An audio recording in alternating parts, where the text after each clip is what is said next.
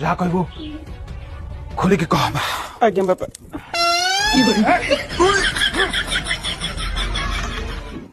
ଦେଖନ୍ତୁ ବାପା, ଆଦିତ୍ୟ ତ ଗାଡି ଚଲେଇ ପାରୁଥିଲେ, କିନ୍ତୁ ବିନୋଦ ତାଙ୍କର ଏସିଲିଟରକୁ ବି ଗୋଡ ପାଉନି।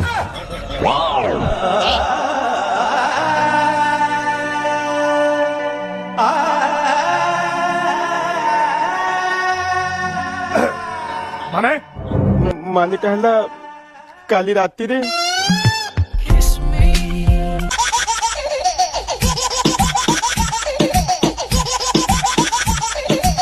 Hello hello hello. ହଁ ଏ ଯୋଉ ପିନ୍ଦିଙ୍ଗରୁ କହୁଥିଲି। ହଁ କୁହନ୍ତୁ।